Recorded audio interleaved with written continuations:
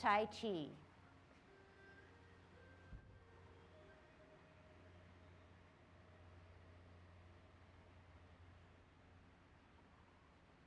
Everybody ready? Let's warm up. Hands at your waist, turn your neck. 1, 2, 3, 4, 5, 6, 7, 8, 9, 10. Stretch your neck. 1, 2, 3,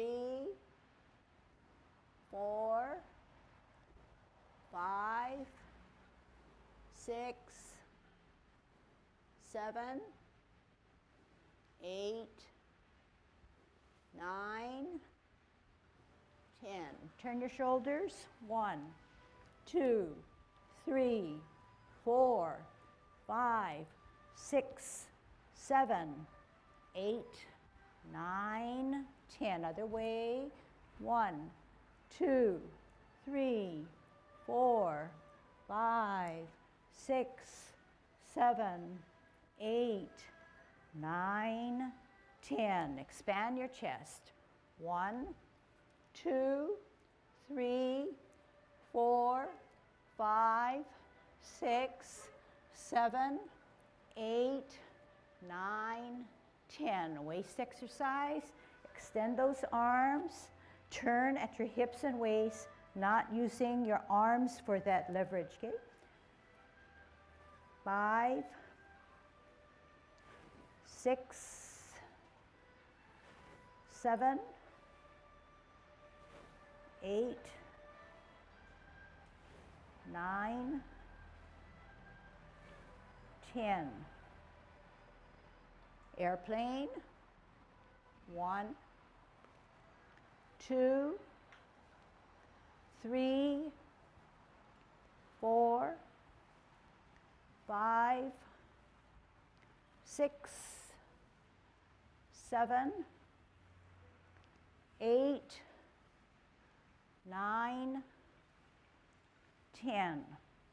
Touch toe. 1, 2, 3,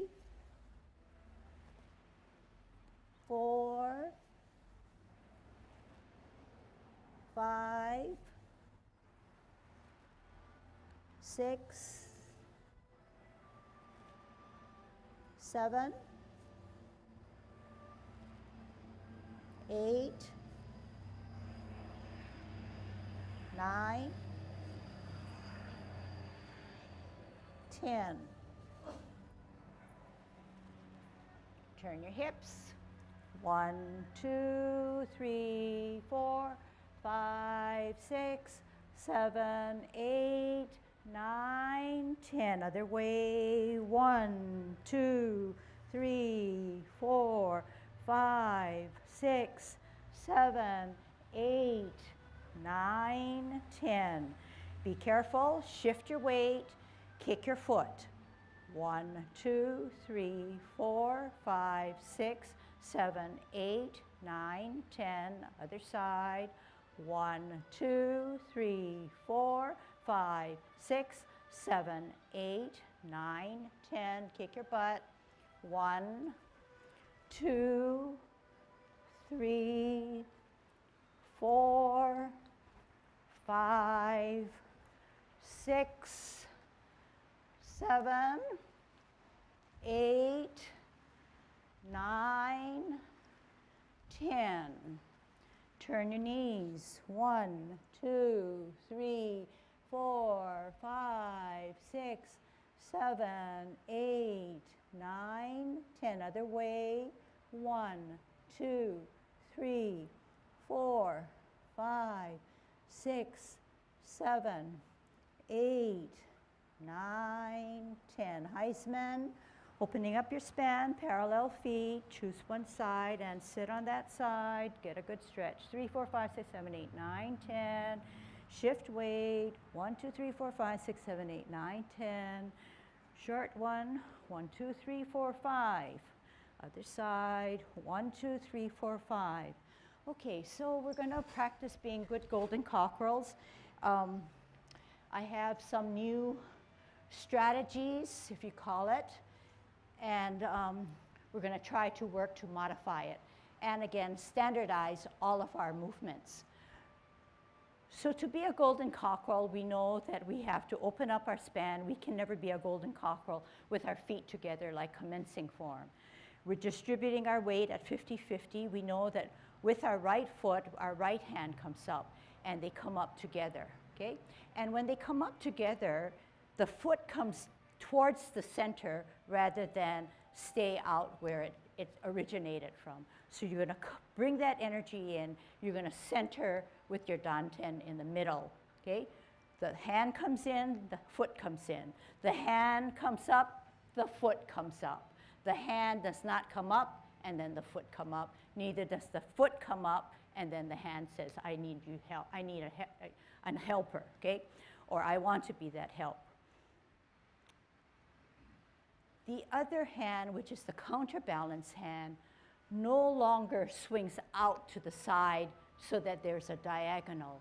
But what it does, while the center hand comes up, the other one goes down. So there's the counterbalance, up and down, up, down. And how does it sit? It sits just the same way, out and to the side, out and to the side. Just the way we went out and to the side, like an L stance, the hand goes out and to the side rather than out way to the side. Just out to the side nicely, not too close to the hips and waist, but a little spacing there, okay? So can we try that? We have 50-50 on each feet. We're apart. We want to be a golden cockerel standing on its left. Right hand comes up, right foot comes up simultaneously, left hand pushes down. So when we say the hand pushes down, we know that there's something being controlled by the back of our system in the middle called our core. So every movement that Tai Chi does or needs to be done, we use our core. But oftentimes you'll hear me say, bring it to the ear, push it down with your hand. But that's not really what I want. But out of expediency, this is how I use the word, okay? So bundled with the word hand is the word, obviously, our core. So this is our new way or modified way of doing it. Okay, any questions on that? So don't be such a particular student to say that if she taught me how to modify my golden cockerel, when I do my parting of the wild horse's mane, I'm going to do the same. No, it doesn't warrant that. There's a disconnect to that, okay? So what I'm going to tell you now is just information that should not bear on what we just did or learned. So in other words, what I'm going to say is something incorrect, okay? But an explanation.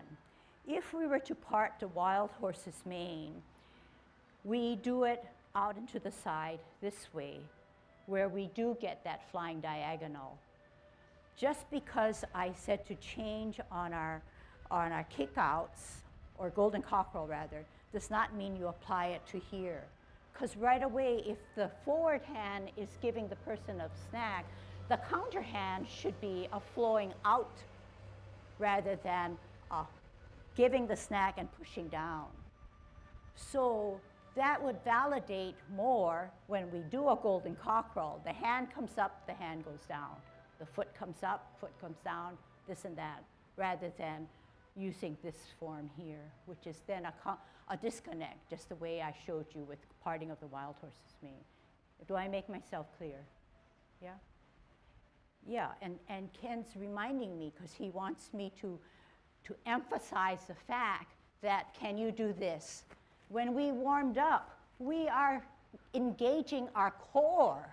We're not just making our central system stay straight and just using our shoulders to come up like this. We're using the core. We're activating something behind that's stronger.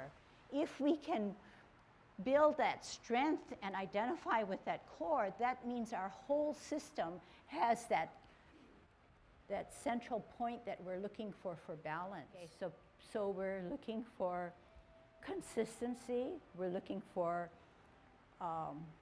wholeness about us. So it's a really good question, because we are learning how to be a golden cockerel, which is a definite movement in Tai Chi, but it's also part of our warm-up. So yes, definitely carry it through.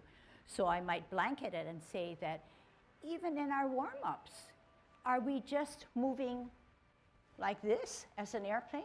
No, we're using our whole body. We're using our whole body. So you can generalize on that one. All right. So how then is it any different from kicking out? In the kick-outs again, you're at 50-50, you're shifting your weight, you're coming up, centering that right foot, centering the cross, kicking out in line. Kicking out in line, lots of people know what that means, but do they realize what that counterbalance hand is doing? So to do an extreme, the counterbalance hand is doing nothing for my balance. It's not countering. Counter is the opposite points. I want to bring up one segment here. I know that you're straight up as a post and that your head is not wavering, but sometimes I do see that because you're trying to keep your balance, maybe your head is trying to move. But don't forget, that's the worst thing you can do. Your post that's drilled, or your silver thread that's through your skull, is keeping you erect all the time. And you know what is erect, because you can do this. This is your body. This is your central system. So you cannot bend forward or lean forward or go to the side. But I'll bring this up again, because we're in Maiden Works or Shuttle, which is new to those of you who just came into the 24. You cannot work your shuttle this way. Hey, what's happened to my cable? If I do it this way, hey, my Tai Chi posture remains the same, okay? So call yourself on that. Every time you don't know what you're doing, put your finger up and say, is my body posted this way, grounded this way, okay? All right, so let's practice what we just went over. So 50-50, feet apart, thinking through, good Tai Chi posture, and I say grow a little taller, because that makes you realize that your spine or your core can stretch out a little bit more, okay? Think through, golden cockerel, standing on its left, right,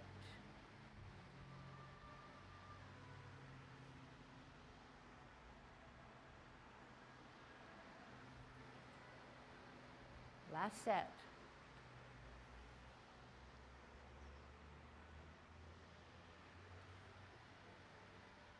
Kicking out now, same elements, shift weight, center up, and counterbalance out.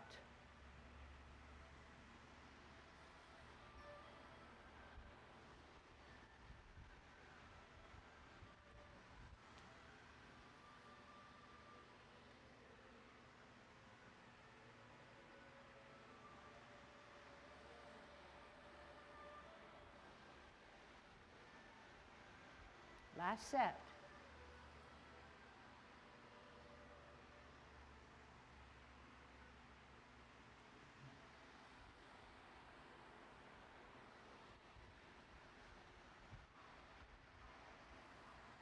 Okay, rooting down, warming up, holding our ball, good Tai Chi posture, straight up, not leaning towards your ball, out on an L, out into the side, part the wild horse's mane, get a good stretch. Sit back, sit down, pivot, center with your ball, out into the side, part the wild horse's mane. Sit back, sit down, pivot, hold your ball, center, out and to the side, part the wild horse's mane. Sit back, sit down, pivot, root down, T, out and to the side, bow stance.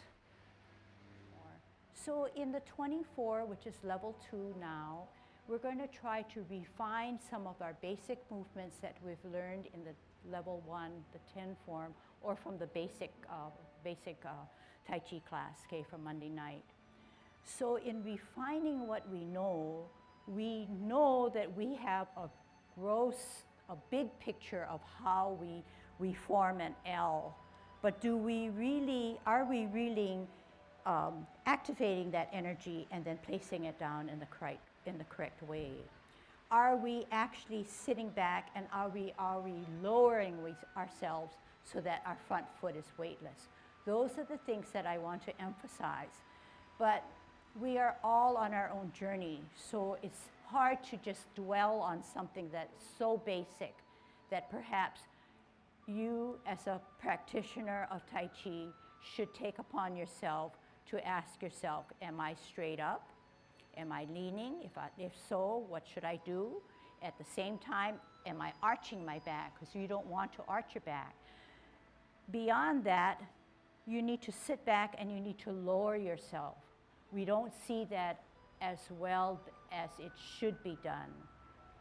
And if we're not particular about what we're teaching and what we're seeing, we are really not a purist and not doing Tai Chi the way it should be. So we want to move into that direction. And if I were to teach this in the level 1 or basic class, I think people would be turned off. But now you have the strength, you have the understanding that you can do something about. So maybe you follow really well, and I think most of you have, if not all of you. But I want to do something that I feel that is totally wrong, and see if you can identify with what I'm doing.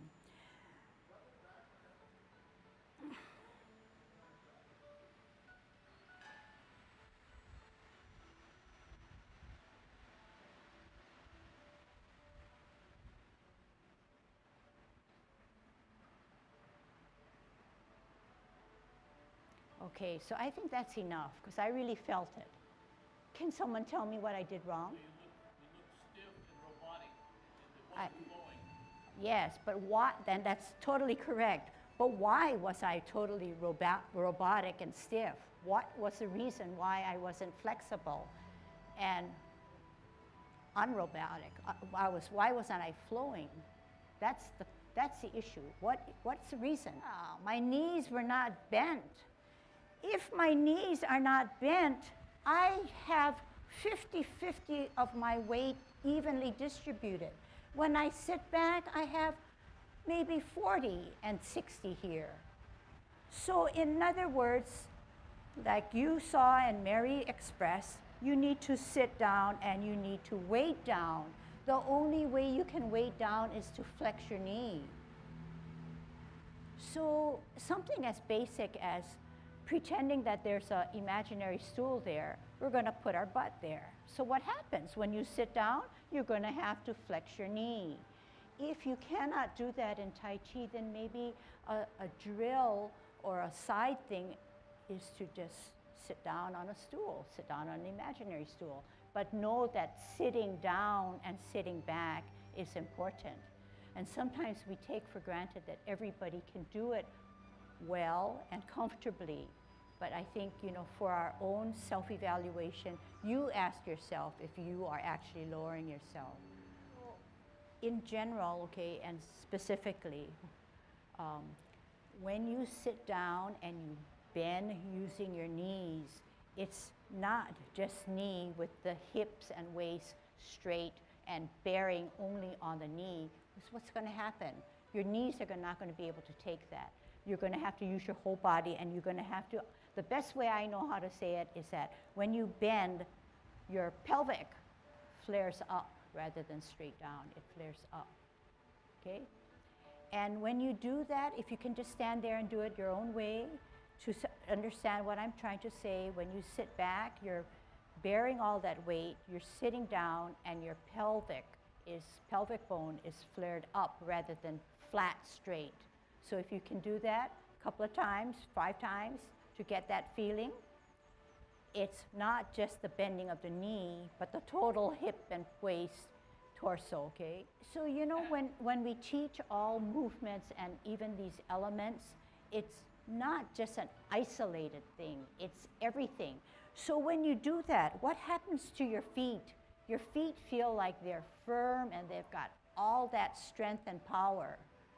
If for any reason you don't, that means then you're not grounded and you're not sitting back and bearing all that weight in the correct way.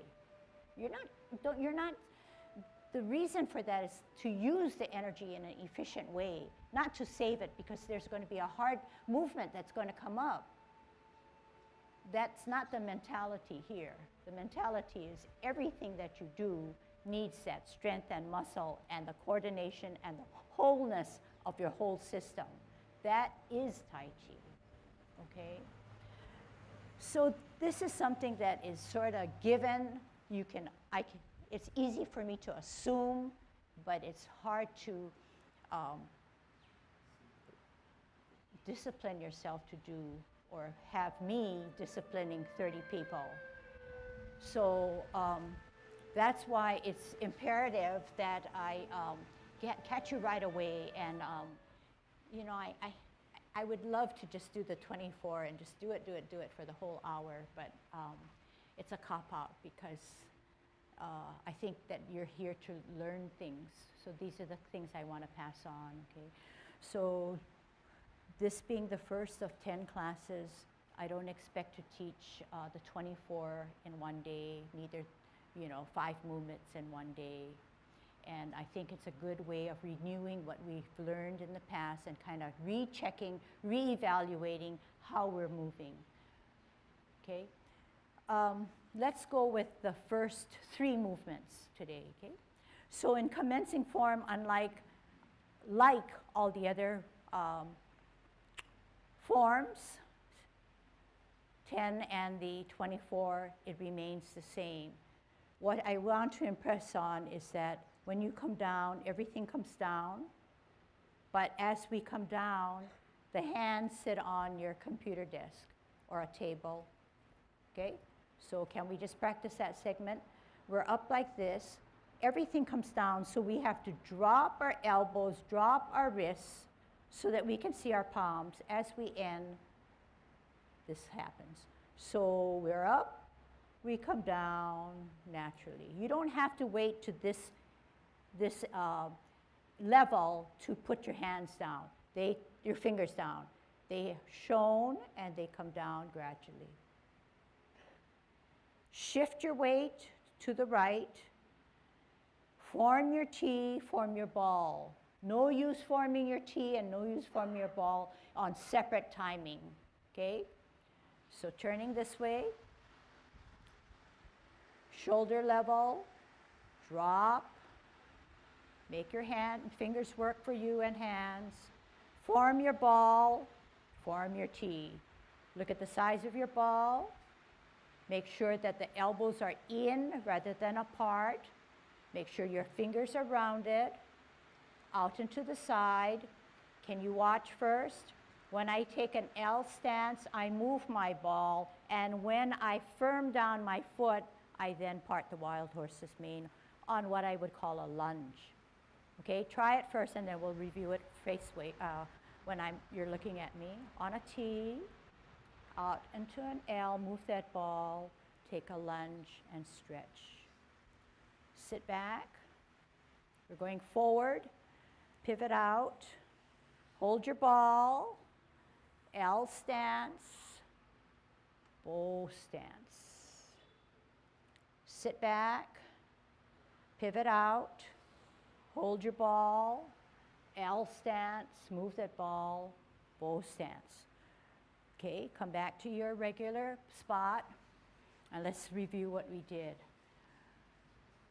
So several things. Let's look at the parting of the wild horse's mane first, okay? So we said we're on a T.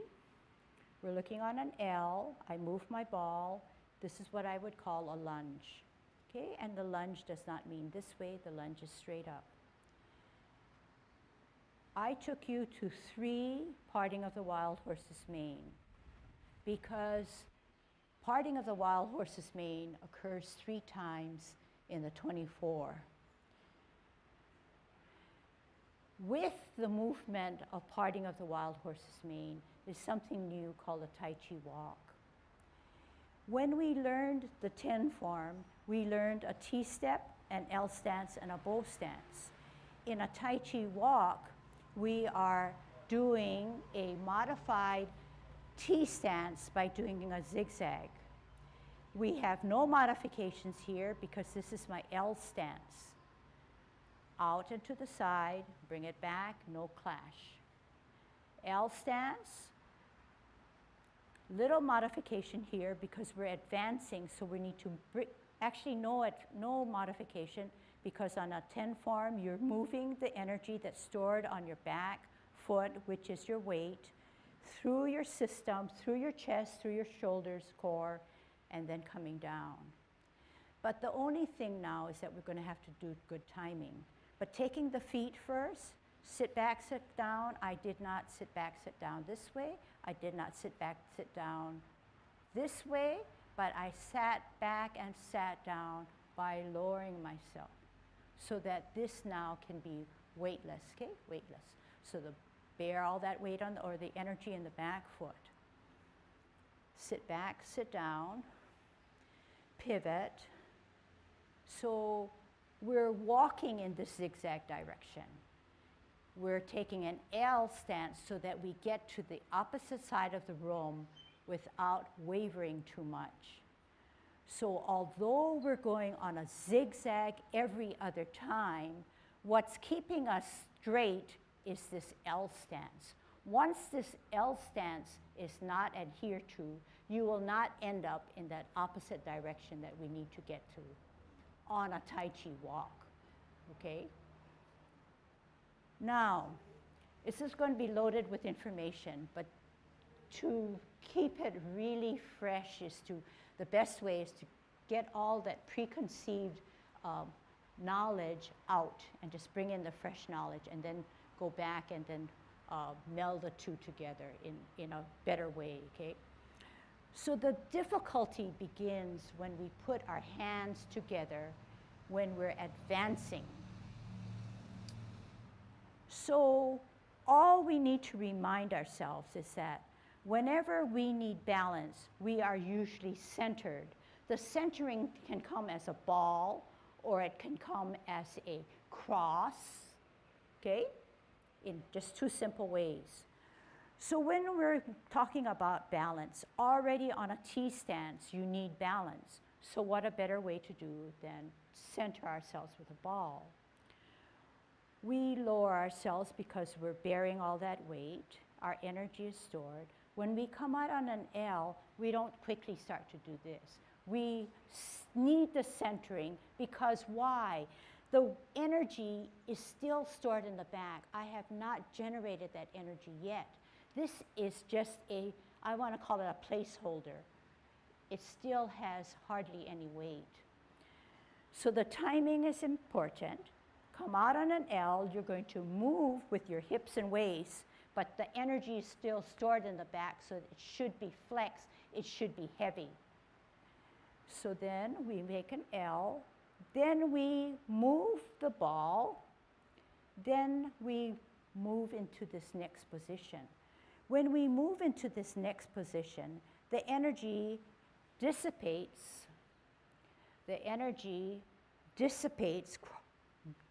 crawls, drives up our system to do this.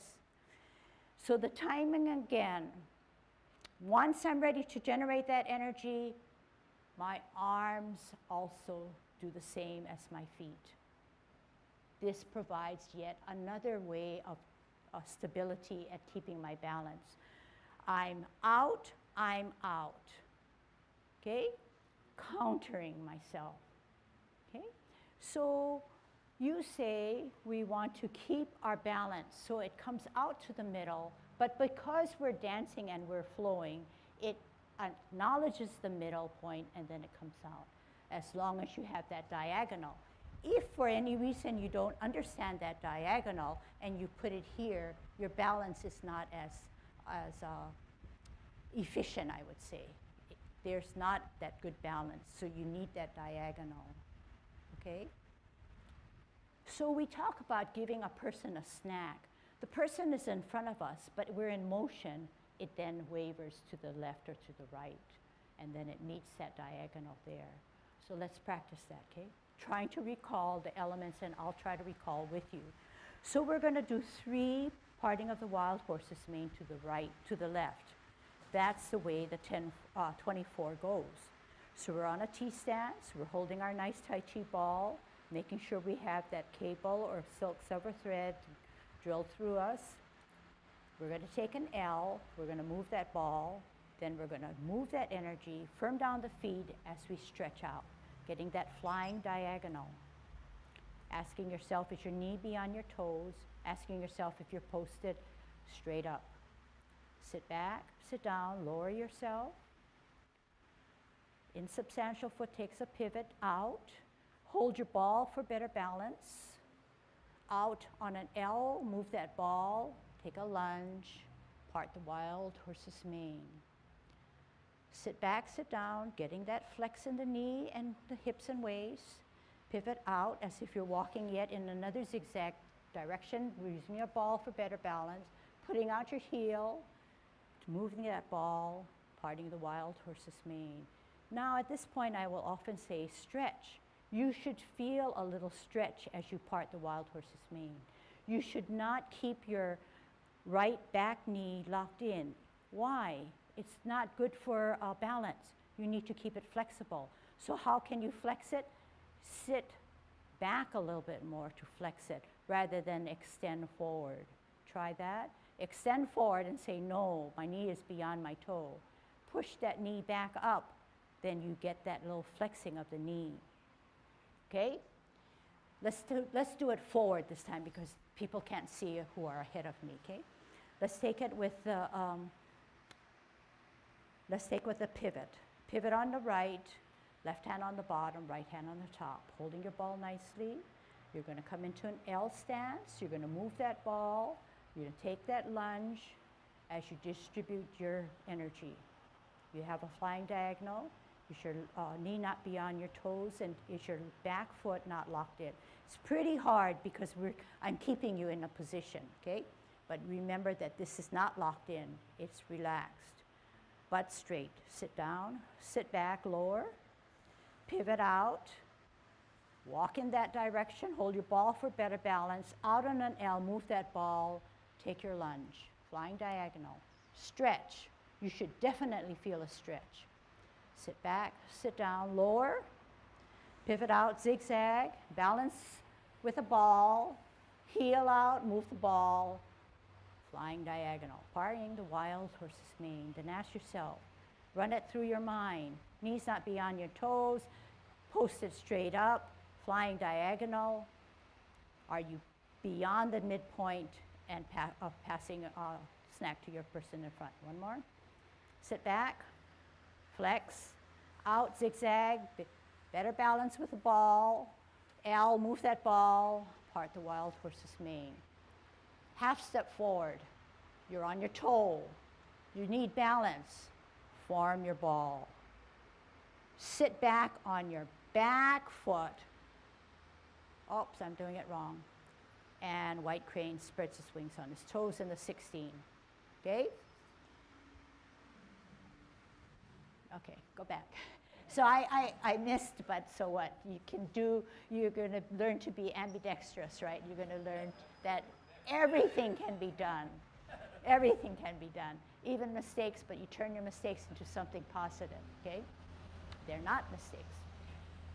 So what we learned T, ball, out, part the wild horse's mane. Sit back, sit down, lower, flex. walk in that direction. I cannot walk in that direction if I'm looking this way and only my one hip is going that way. There's some contortion there. There's some misconnect. So how do we correct that? We come out into the side, not this one, okay? But we're setting ourselves up. If we did not have a good L stance, we would not be able to sit back, sit down. Neither would we have a good zigzag.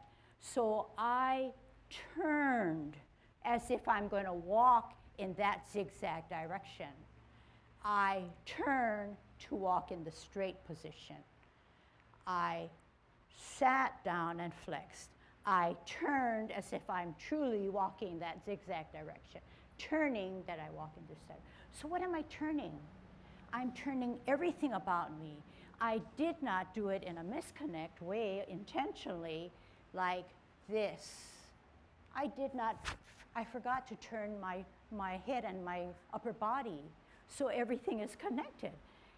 The energy then can flow through your channels, your meridian points, clearly. Okay? As I part the wild horse's mane, the energy is activated and ends once I'm stretched out. In other words, I cannot just decide, this is the form she wants us. Uh-oh, move that energy. The energy is being generated and makes the form or your posture the way it is. Is that easy to understand? Yeah, okay. So that's part of refinement, but the way it should be is something other than straight up like this. If the snack is here, the snack has to be presented out this way. I once taught it like this. It's like a flower that's blossoming, so it's going to come out. That's a gentle way of doing it. But maybe people are not really into flowers, but they're sure into snacks. Yep. So you want to present it that way. I've heard another thing where it's like you're the host and you want to present a glass of wine to someone. Okay. So good. So as we become more familiar with the movement, we see irregularities and differences, and we want to say, hey, what is correct? So this is part of Tai Chi. It makes your brain function all the time. There's a lot of stylizing in Tai Chi, obviously. That's what makes it elegant and beautiful. But when it's all said and done, it is a martial art. So what you're trying to do is you're coming from here, you're going to turn. Left foot, insubstantial. Right foot, back foot, substantial. Holding your ball, good Tai Chi posture. Out on an L, move that ball, get a good stretch. Sit back, sit down, lower. Pivot out as if you're walking in that zigzag direction. Holding your ball for better balance, out on an L, move that ball, part the wild horse's mane. Flying diagonal. Sit back, sit down, lower, pivot out. Center, L, move that ball, part the wild horse's mane. Here we go. Half step forward. Hold your ball for better balance.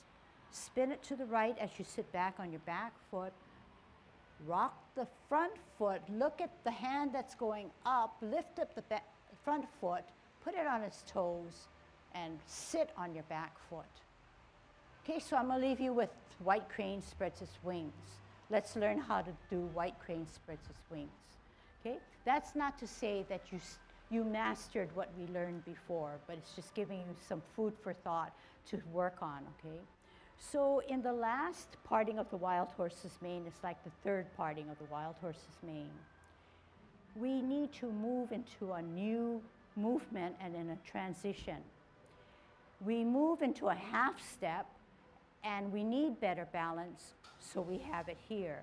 Our weight now, for my purposes while I'm talking, is not on my back yet. When I spin my ball to the right, I can sit back, lift up one hand, counterbalance the other hand, have that weight, and then point this way. That's kind of hard. Kind of hard, and if you're going to listen to me, it's even harder because it's going to take time. But know that it's safe. Know that it's challenging that one hand comes up, the other hand goes down. One foot comes up, and then it points only on its toe. But what's our safety element? It's this guy. It's bearing our weight. We can do anything, or almost anything, because we can bear the weight in good Tai Chi posture. Once I decide this is my posture, hey, I'm going to run into difficulty. So I need to keep that pose. I need to keep that pose, and it's lending itself to that pose. And once I put this toe down, it's near weightless, but hey, the weight is now more than 90% on the back foot. I was going to exceed that and say it's 150, but to draw that impression on you that all the weight has to bear on the back. And the hand now, through the core, is keeping me safe. Okay? If I use no hands and I did this, I feel like there's something missing on the top or on the sides of me, because we are built to be one piece, right? Okay, so any questions on that now? Okay, let's try to be a white crane after the first parting of the wild horse's mane. Okay, so first parting of the wild horse's mane is like the third. Holding your ball out on an L, move that ball, part the wild horse's mane. Building up to it, we're about 50-50, but about, I could say. Half step forward means on your toe at the same time form your ball. Spin it to the right. Sit up back on the back foot, lift the front foot, watch that hand go up, point it on his toe, look straight ahead. Okay, one more time. On a T stance, on an L stance, move that ball, part the wild horse's mane. Get a good stretch. Half step forward, hold your ball to center, spin the ball to the right, lift up the hand, lift up the foot, point it with its toe, stretch out. White crane spreads its wings. How does white crane spread its wings? We know the feet portion. The front foot is weightless, it's on its toe. Therefore, the back or right foot has to be flexed. It cannot be straight up. It has to be flexed because it holds all our weight. The left hand sits to the side, not pushed down to the side, but sits to the side. The right hand is above my forehead, and it's slightly dipped to the left hand rather than out like this, which is another style, okay? But for our purposes, it's cupped inwards as if it were catching a ball from that side of the room here. And this is our mitt, and this is how we're standing, okay? This front foot now is not crunched in, but outstretched. Okay, so outstretched. Bring that knee in, it's not there, it's outstretched. So it's like an arrow, flat, and the weight is on the back. The next movement I'm going to show you, because you're not going to be able to see it, we're going to drop the front foot, but not drop it and then do it. We're doing it together. Drop the front foot, bring the top hand in. I'm in the middle of my body, coming towards my dantian area and swirling back this way. So do it with me. Right hand, this is the top hand. To get out of white crane, you're dropping the front foot, moving that top hand in, bisecting your body, cutting it in half, and swirling, and you're going to do brush knee. Right? Okay. We can go over this many times, but can you see that Tai Chi movements are logical? When we're like this, we don't all of a sudden change to this, but we do it in a way that will help us to then go into something a little smoother. And at no time are our hands, do we ever have to think like, oh, I wonder if this is the way I'm going to do it. hey, this top hand will make my ball this way, or it will be the advancing hand because it's already on the top. We don't have to change positions to then do something else. It's pretty logical. When we want to bisect, we're not going to bring the hand that's in the back. We're going to take the one that's on the top and bisect. And then what are we going to do? We're going to swirl, and we're going to brush our knee. Okay? Very logical. Let's see if that's logical with what you can display in your movements. Okay? 3, parting of the wild horse's mane, white crane, and bisect. Okay? Left hand on the bottom, right hand on the top, right foot on a weighted foot, T stance. L stance, move the ball, part the wild horse's mane. Stretch. Sit back, sit down, lower, pivot out, center. L, move the ball, get a good stretch. Flying diagonal. Sit back, sit down, lower, pivot out, center, L stance, bow stance. Thinking through, half step, hold your ball for better balance on the toe, spin it to the right, sit back on the back foot, lift the front foot, bring it up, point it out, position your hands, weight on the back. You can't keep that weight always there.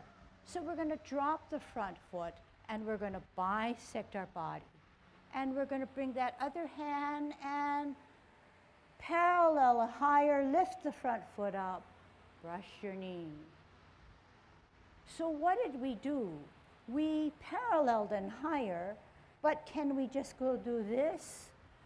So we did a parallel and higher, but should we just do this to brush our knee? No, we want the weight on the back because it's parallel higher, so we're going to make the front foot weightless so that it can come down. Okay? So we're like this. Bringing it up, can you do just this? While we go up, we want better balance. Therefore, our hands simultaneously come to the ear, down, out, and around. It would be foolish just to lift up the front foot and try to keep our balance. These limbs on the top are not doing anything for us. At that point, it's risky. For safety, when you lift, this occurs, this occurs. We need something centering in us, therefore this is going to come in, and this is going to help us to come down. Right? So, backing up. Once we're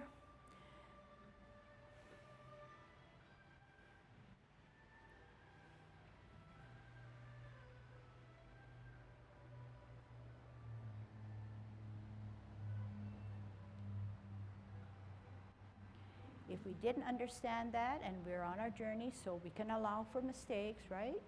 Bisect, swirl. I'm not getting that energy that I need to lift and come down, out, and around. It is safe because the weight on the back is already helping me. This will just become a hand motion if I did not lift. I need to lift. I need to coordinate my movements. Okay, so can we practice that? It's not easy, but if you understand it, it might be a little easier to play. Parallel higher, right? Weight on the back, so I should see the flexing of the knee. Up, down, around. It gets tougher on the other side. Zigzag out, parallel higher, and out and around. Okay, and as I'm teaching this, I know that when I am in play and doing Tai Chi, that back foot no longer really takes a high up, but it has to lift up, and that's the main purpose. So we do 3-part brush of our knee, okay? Then we go into a transition. So actually, I'm on my journey to learn better Tai Chi, but I'm also on a journey to present something a little clearer in a new way, so it sounds like maybe you haven't heard all of it before, which will then makes you excited a little bit more or more interested. So hopefully with that, both of that energy or presentation can help you with your Tai Chi. Yeah. So in essence, what I think Tamidi observed and is trying to express is that everything that we do, whether it's coming up or coming down, it's coordinated with the other part of the body, rather than just making this a separate element and then deciding that the hands go up to come down. I'm not sure. This is the last parting of the wild horse's mane. Half step for better balance. Then as you rotate, you sit back. If you sit back, there's no weight here. It has to be on his toe, right? Last parting of the wild horse's mane. Half step forward, better balance with the ball. Sit back on your back foot, lift the hand, lift the foot, present it out this way. And rather than come out this way, you sit back, you stretch out that knee. You have a better sit back. So can you see just in what we did, you're getting, it's a good job. It's a lot of talking. It's a lot of taxing of the muscles. Give yourself a little break, but don't give it so long that you forget what I say, okay? All right. Good job.